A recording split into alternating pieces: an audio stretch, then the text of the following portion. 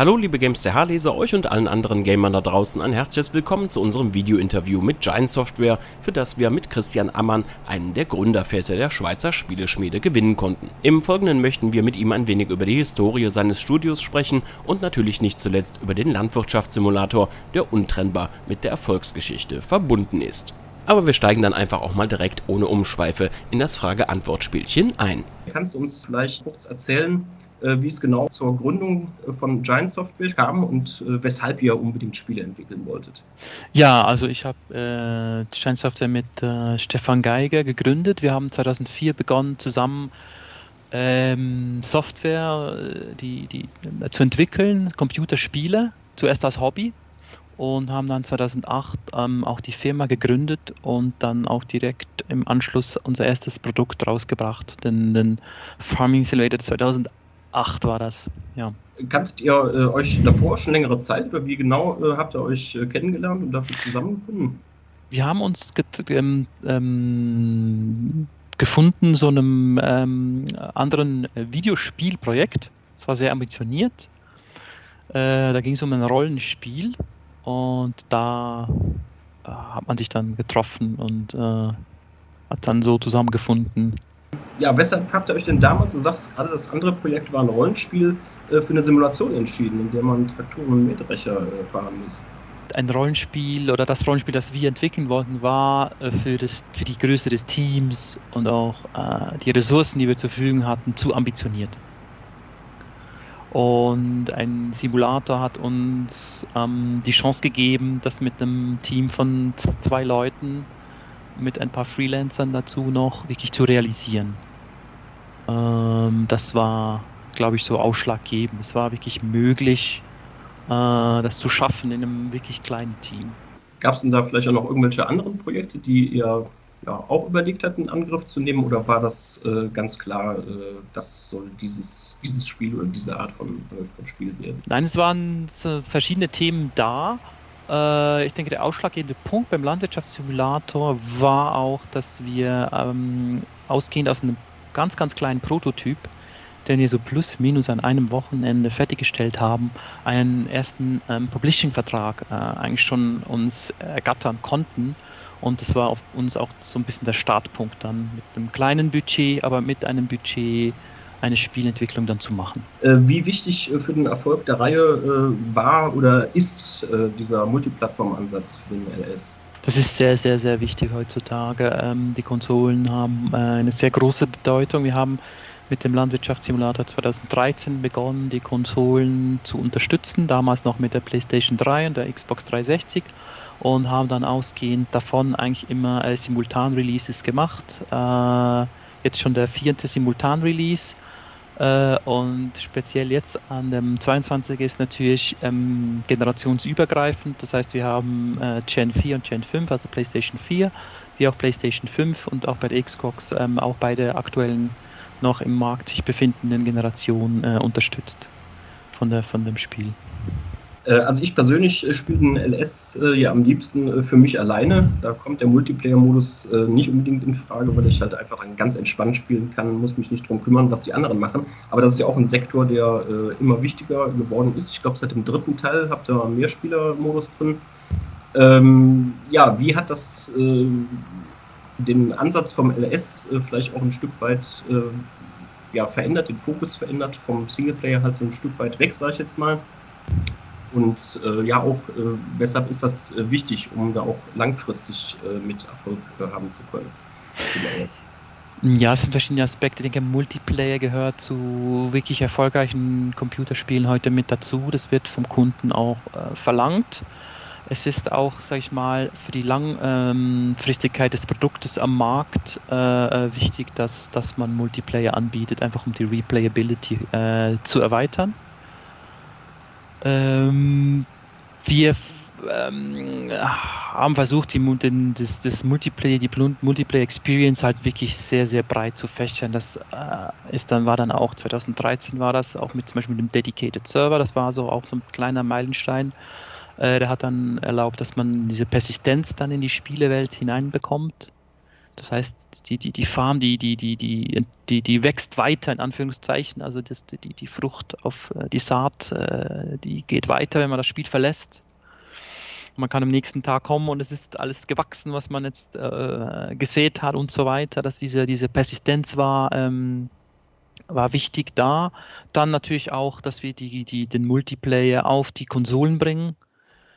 Zusammen auch mit der Mod-Fähigkeit, das war auch ein Meilenstein. Und jetzt natürlich beim Farming Simulator 22 ist dieses Crossplay natürlich ein Thema, das jetzt sehr allgegenwärtig ist. Das heißt, die ganzen großen IPs gehen in die Richtung oder haben das schon drin, dass man wirklich, dass alle miteinander netten Multiplayer spielen können. Da vielleicht noch eine kleine Nachfrage zu, und zwar stand es ja erst vor einer Woche oder so, hat das bekannt gegeben, dass das halt Crossplay ist, also gewünscht war es von vornherein, aber da haben ja auch die Hersteller, die Einzelnen, dann noch so ein bisschen Mitspracherecht, ob sie das mitmachen wollen oder nicht. Musstet ihr kämpfen oder war das ganz easy am Ende? Weil gerade Sony hat ja am Anfang doch sich immer so ein bisschen zu Wehr gesetzt. Ja, genau, Sony da ist da sehr strikt, die haben auch viele Regeln, die man einhalten muss, um einfach dem Kunden ein maximales Erlebnis zu bieten. Erkämpfen würde ich jetzt nicht sagen, aber es gab natürlich Dinge abzuklären, wie bestimmte Dinge handgehabt werden, was man beachten muss, einfach auch um die Experience auf den verschiedenen Plattformen auch zu gewährleisten, wie das von den Plattformholdern eigentlich angedacht ist. Im Zusammenhang mit dem Multiplayer ist natürlich auch der E-Sport-Sektor, weil seid ihr ja auch sehr aktiv und fördert das auch selbst.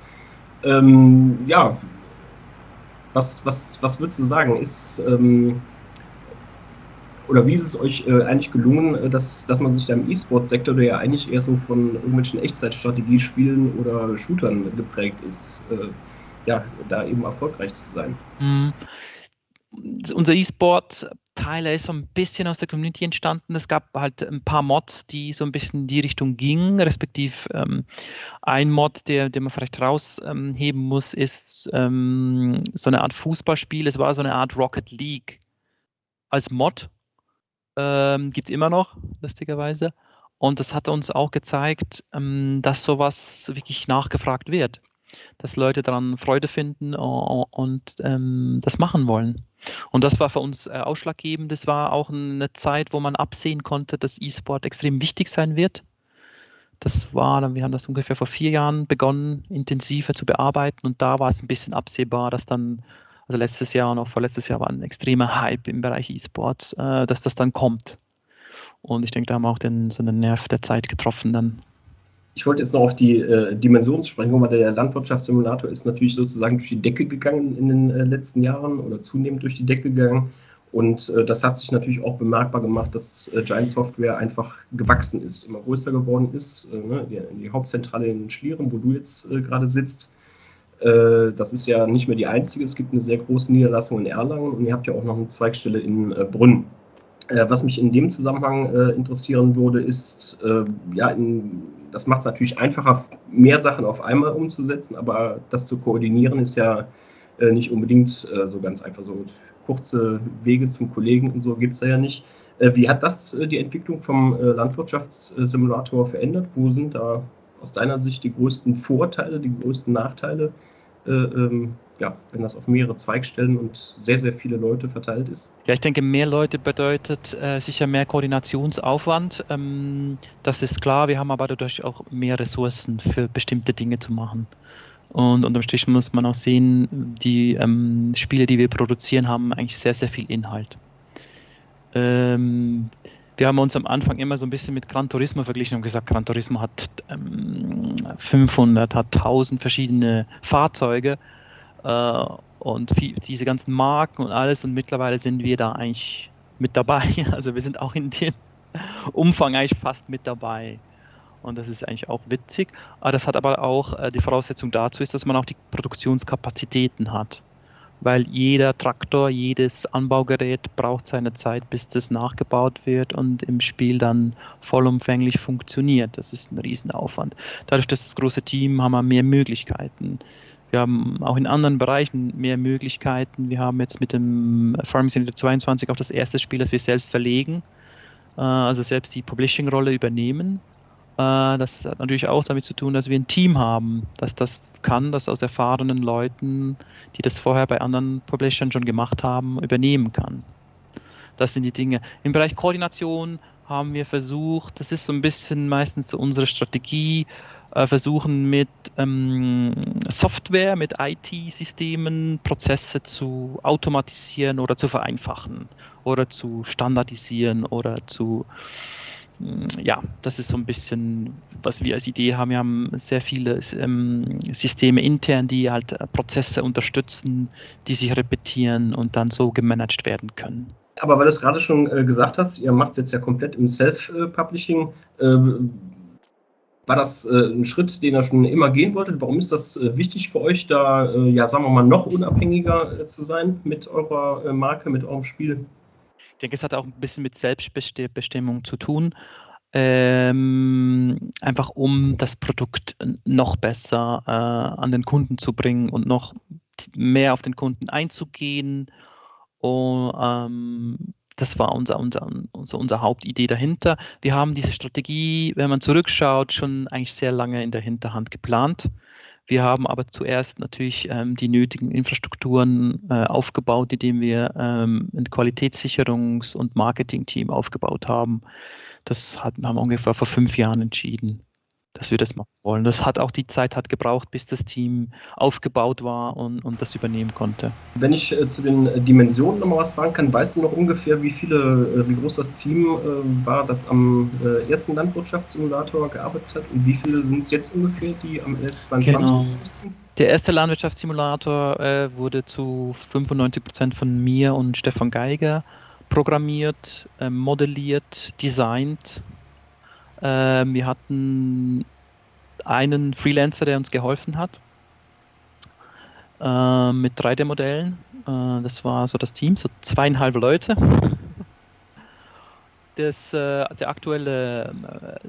Aktuell haben wir ungefähr 80 Mitarbeiter bei Giants. Aber manchmal sind Simulationsfans ja auch sehr, sehr penibel. Ich kenne das zum Beispiel von anderen Studios. Da hat ein anderes Team, glaube ich, einen Simulator in Berlin der 1920er Jahre, S-Bahn oder sowas gemacht, und irgendeiner schrieb dann, ja, aber die Verkehrsschilder, die sind dann an den Ecken nicht rund, sondern eckig. Erlebt ihr sowas auch häufiger, oder ist das bei euch eher die Ausnahme? Das gibt's schon. Gerade in Anfangszeiten hatten wir nicht die Ressourcen, um extrem viel in die Recherche zu stecken, wie wir das da wollten. Einfach rein aus Ressourcen, Zeitgründen. Mittlerweile sind wir sehr, sehr genau, speziell bei Fahrzeugen oder Geräten. Wir arbeiten natürlich mit den Originalherstellern zusammen und auch mit Feedback der Originalhersteller. Und dann teilweise ist das Feedback dann vom Kunden sogar ungerechtfertigt, weil ein internationaler Hersteller mit John Deere sieht der Schlepper, der jetzt sage ich mal in der EU verkauft wird, nicht identisch aus mit dem in den USA. Rein durch die Regulatorien der Gesetze, die vor Ort dann gelten, haben die bestimmte Dinge, Schilder oder Sachen, die halt anders sind. Und dann werden wir dann teilweise zu Unrecht kritisiert, weil wir halt entschieden haben mit dem Hersteller, dass wir die amerikanische Version nehmen und nicht die europäische Version im Spiel. Da ihr immer erfolgreicher geworden seid, kann man sich das so vorstellen, dass euch eher mittlerweile die Hersteller die Tür einrennen und sagen, hier, baut doch dieses Fahrzeug ein, wenn ihr das für sinnvoll haltet? Oder ist das trotzdem irgendwo mit Schwierigkeiten verbunden, dass die da auch dann mal sagen, ja, ne, das müsst ihr aber ein bisschen anders machen oder wie auch immer? Es ist sicher einfacher geworden, Hersteller zu überzeugen, bei uns dabei zu sein. Es gibt auch welche, die unbedingt dabei sein wollen und wir manchmal sagen müssen, nein, es tut uns leid, das ist jetzt einfach, wir haben die Planung ist schon durch jetzt für die aktuelle Version, ihr müsst euch gedulden. Das ist auf jeden Fall einfacher geworden. Wir haben am Anfang sehr viel Zeit investiert, um Hersteller zu überzeugen, dass das eine gute Sache ist, in unserem Produkt halt vorzukommen. Jetzt ist es ja so gewesen, dass hat sie eben gesagt, der 7. Teil, der jetzt kommt. Das heißt, es lag meistens so ein Jahr, maximal 2 eigentlich zwischen sämtlichen Releases. Jetzt hat es zwischen dem letzten LS und dem kommenden LS ganze 3 Jahre gedauert. Ja, liegt das einfach daran, dass der Aufwand einfach wesentlich größer geworden ist, oder seht ihr einfach keinen Sinn darin, da ja, zu regelmäßig da irgendwie einen neuen Teil zu veröffentlichen? Was ist der Grund dafür, dass es diesmal 3 Jahre? Das waren verschiedene Gründe. Ich meine, der Generationenwechsel der Konsolen war sicher ein Grund, dass wir genug Zeit haben, das wirklich richtig umzusetzen für die neuen Konsolen, die dann was auch wichtig ist. Dass wir mehr Zeit haben allgemein, um bestimmte neue Dinge zu implementieren. Ich denke, das sind so die Hauptgründe. Im Vergleich zu anderen Produkten am Markt waren wir am Anfang mit 1 Jahr Zyklus extrem und auch mit 2 Jahren sehr, sehr, sehr extrem immer noch. Und mit 3 sind wir jetzt eher so im Bereich, wo andere Firmen dann Produkte entwickeln. Ich muss nochmal auf den Punkt zurückkommen, was das Self-Publishing anbetrifft. Könntet ihr euch denn theoretisch vorstellen, auch wenn ihr das richtige Angebot bekommt, wenn ein großer Publisher sagt, ja, wir würden euch gerne übernehmen und habt da noch mehr Geld und noch mehr Ressourcen, oder wäre euch da die Freiheit, die Unabhängigkeit definitiv lieber? Wir hatten schon sehr, sehr lukrative Angebote, aber das ist für uns keine Option. Wir machen das, weil wir Spaß daran haben, und wir haben nach wie vor jede Menge Spaß, die Produkte zu entwickeln, und das ist für uns kein Weg im Moment. Also nein. Am LS ganz neu sind ja unter anderem auch die Produktionsketten und die Jahreszeiten. Da würde mich mal interessieren, stand beides schon länger bei euch auf der Agenda, und das konntet ihr vorher einfach aus technischen Gründen oder warum auch immer nicht so umsetzen, wie ihr euch das vorgestellt habt? Oder standen diese beiden Features vorher gar nicht zur Debatte? Doch. Die beiden standen schon länger auf der Liste von Sachen, die wir ins Spiel mit reinbringen wollten. Es ist immer schwierig, wir müssen die Features natürlich vollumfassend ins Spiel bringen, in einer Art, wo sie auch mit den existierenden Funktionen zurechtkommen. Und das ist manchmal tricky, weil unterm Strich muss auch alles mit allem funktionieren. Die Jahreszeiten waren jetzt im Bereich bei den Graphic Assets halt ein Mehraufwand, weil bestimmte Assets dann bestimmten Jahreszeiten vorliegen müssen und sich dann verwandeln müssen. Die Produktionsketten waren jetzt eben im Gameplay Scripting eigentlich ein bisschen Aufwand. Nicht so viel, aber ich denke, die Implementation ist uns sehr gut gelungen von beiden Features, dass das wirklich für den Mehrwert dann für den Kunden sorgen wird. Ja, ein anderer Bereich, du hast ihn eben auch schon mal angesprochen, für den langanhaltenden Erfolg vom LS ist ja auch die Modding-Fähigkeit, wo sich die Fans ja immer wieder ausgetobt haben, haben dann auch mal ein Flugzeug eingebaut oder ähnliche Sachen. Da würde mich interessieren, auch zum einen, wie wichtig, kannst du das vielleicht nochmal zusammenfassen, wie wichtig das für den LS ist, und auch wie sehr das euren Aufwand erhöht, weil ihr wollt ja auch, und das ist auch wieder eine Dokumentation ausführlichere jetzt im LS wieder mit dabei, dass die Modding-Tools halt jetzt nicht unbedingt für den Programmierer-Crack nur geeignet sind, sondern dass halt auch jemand, der da einfach Spaß hat, vielleicht sich reinfuchsen kann. Ja, das Bereich Modding hat uns eigentlich seit der ersten Version beschäftigt. Wir haben das Spiel schon von Anfang gezielt offen gehalten mit XML-Dateien, wo der Spieler, das war nicht verschlüsselt, der Bereich der sag ich mal, der Modelle oder auch die meisten Parameter der Vehikel und Anbaugeräte, das war alles offen. Das war auch so gedacht, dass man da Dinge hinzufügen kann oder anpassen kann. Das hat sich halt sehr, sehr weit entwickelt.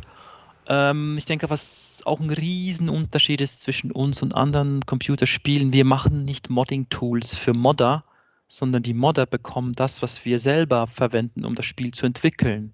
Das heißt, es gibt nicht Modding-Tools, die wir dann entwickeln, sondern das sind einfach die Tools, die wir sonst so verwenden. Wir haben auch nicht mehr. Also unsere Game Designer, die haben da nicht noch ein geheimes Tool irgendwo in der Schublade. Da sind wir sehr, sehr transparent. Das geben wir also alles raus. Es gibt auch eine Skriptdokumentation, wie man zum Beispiel Skripte dann machen kann. Es gibt, wie du gesagt hast, diese Videos, die wir machen für die Version. Es gibt auch so ein Forum, wo sich die Modder dann austauschen können. Also wir machen da sehr, sehr viel in dem Bereich, weil wir sehen, dass das einfach ein absolut cooler Bereich ist, wo die Leute sich austoben können, vom absoluten Anfänger-Modder, sag ich mal, der vielleicht sich einfach eine Map zusammenbauen will, zum Top-Crack, der dann komplette Conversions vom Spiel macht und halt irgendeinen Flugsimulator aus unserem Spiel baut, was wir auch super cool finden. Das Spektrum ist natürlich da riesig. Und einfach abschließend noch, ich denke, was uns auch absetzt gegenüber anderen Computerspielen ist die Modfähigkeit auf den Game-Konsolen. Das ist auch eher eine Seltenheit. Wird dir spontan eine Mod einfallen, an die dir immer wieder denken musst, weil sie dir besonders gut gefallen hat, egal zu welchem der vergangenen Teile? Oder? Das ist schwierig, ich weiß da niemanden. Nein, es gab sehr viele spannende Mods, wo wir sagen müssen, wow, das ist unser Spiel? Oh ja, okay, cool.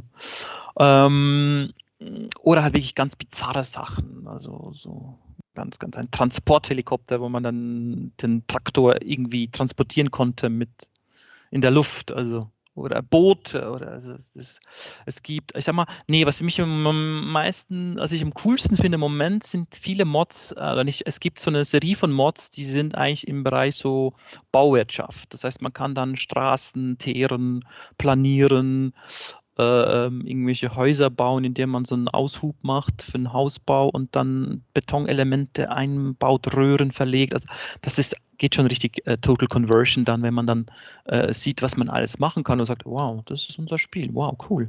Ist eigentlich ein Bausimulator, aber ist ein LS. Ihr habt ja schon mal den Abbruchsimulator gemacht. Also ich meine, da wird es dann halt nicht sondern abgebaut. Oder zum Beispiel auch den Skiregion-Simulator 2012, der stammt ja auch von euch. Ja, mittlerweile ist ja alles LS natürlich. Aber könntet ihr euch denn vorstellen, zum einen irgendwann auch nochmal eine Simulation in einem ganz anderen Bereich zu machen? Oder das halt, wie du es gerade bei der Mod beschrieben hast, verschiedene Berufssimulationsaspekte in ein Spiel zu packen? Das hat der LS natürlich eigentlich schon. Genau, der LS hat das, ja. Ja, und zum anderen würde mich interessieren, wer der auch an vollkommen anderen Spielegenres interessiert. Also Rollenspiel hat man eben ja mal gehört, was mal ein Projekt vor Giant Software gewesen ist. Könntet ihr euch sowas auch vorstellen? Und was wäre das vielleicht? Also zu zukünftigen Spielprojekten kann ich hier im Moment nichts sagen. Was Demolition Company, Skivision bedingt oder andere Berufssimulatoren, ich denke, ein LS ist heute auch ein Zugsimulator. Man kann Zug fahren, man kann den Zug verwenden, um Dinge zu transportieren, man kann Dinge verkaufen, man kann sein Getreide verkaufen mit dem Zug. Das ist schon mal mehr als der klassische Zugsimulator konnte, weil da konnte man nur von A nach B fahren und eigentlich mit dem, was man transportiert hat, das hatte eigentlich keinen naheliegenden Sinn noch, wieso man das gemacht hat. Wir sind aber auch ein Truck-Simulator. Man kann auch mit dem Truck Dinge transportieren. Wir sind natürlich haben auch im Forstwirtschaftsbereich sehr viele Elemente drin. Also das ist schon sehr, sehr breit geworden, was der LS heute kann. Aber ja, zu zukünftigen Projekten kann ich leider nichts sagen. Kannst du vielleicht ein Beispiel dafür nennen, wo euch die Community auf ein Gameplay-Feature, das ihr eingebaut habt, gebracht habt, das ihr ja vor allem aufgrund des Feedbacks eingebaut habt, weil, ja, weiß ich nicht, ihr selbst vielleicht vorher gar nicht darüber nachgedacht. Also ein wirklich gutes Beispiel da ist die Rundumleuchte, die animierte Rundumleuchte, das war LS11.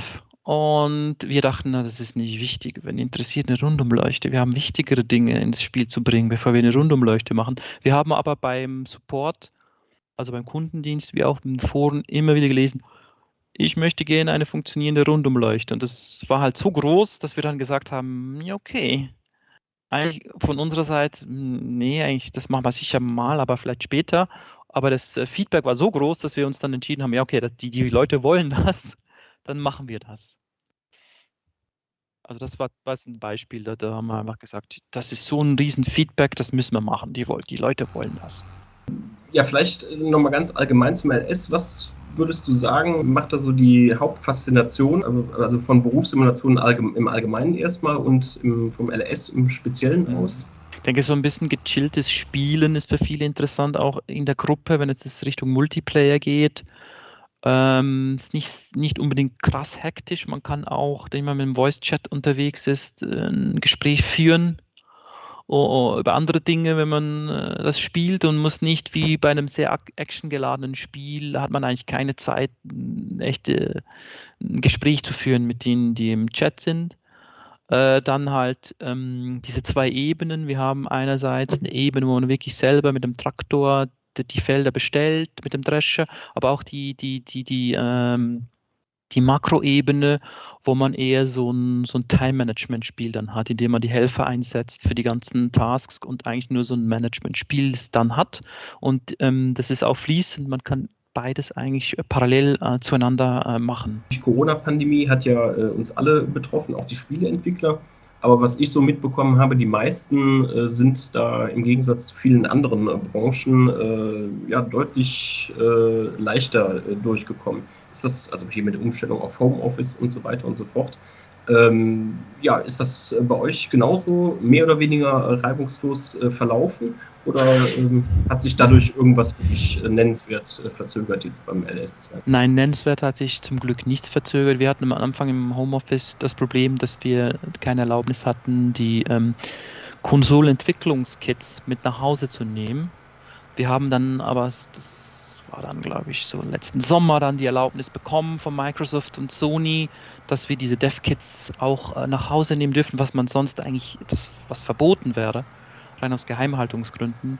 Und das war so ein Punkt. Aber sonst ging das eigentlich gut. Also können wir uns nicht beschweren, dass wir da also sehr eingeschränkt gewesen wären. Nein. Wie würdest du die Zukunft des Spielemarktes ganz allgemein und natürlich ganz besonders auch aus eurer Sicht für euch bzw. für den LS einschätzen? Der Markt der Videospiele, das ist riesig, der ist am Wachsen. Gerade im Mobile-Bereich ist das Wachstum immer noch sehr, sehr beeindruckend, jedes Jahr. Ich denke, wir werden da mitwachsen können, wenn alles gut kommt. Und es ist auch ein riesen Teil der Unterhaltungsbranche. Man schaut, wie die Umsätze in der Musik und in der Filmbranche zusammengenommen kleiner sind als die ganzen Computerspiele. Also das ist schon sehr, sehr beeindruckend, wie das jetzt schon sich darstellt. Könnte denn zumindest so die Free-to-Play-Schiene, die wächst ja auch immer weiter, könnte die vielleicht langfristig für so, sagen wir mal, traditionelle Spieleveröffentlichungen wie bei euch zur Gefahr werden? Oder? Ja, das ist interessant. Ich habe gestern war das ein Newsartikel gelesen. Vor 10 Jahren war die Zukunft Free-to-Play. Und ich denke, im Mobile-Bereich ist sehr viel Free-to-Play. Im klassischen PC-Konsolenbereich ist das Vorwiegende an Spielen ist nicht Free-to-Play. Wir sehen natürlich auch im asiatischen Raum noch so ein bisschen Schwerpunkt mehr für Free-to-Play. Ich habe so ein bisschen ein Problem mit Free-to-Play-Spielen, die tendieren, das Spielerleben so ein bisschen einzuschränken mit diesen Paywalls. Und unterm Strich wollen wir Spiele machen, wo der Kunde Freude dran hat und fasziniert ist und viele, viele Stunden spielen kann. Und das ist teilweise schwierig. Man hat da so ein bisschen Zielkonflikt als Spielentwickler. Das ist auch der Grund, wieso wir nicht direkt mit unseren Hauptprodukten Free-to-Play, dass wir da gar nichts im Angebot haben eigentlich. Dann danke ich dir auf jeden Fall ganz herzlich für das Interview und wünsche euch natürlich auch viel Erfolg mit dem LS22. Vielen, vielen Dank, ja.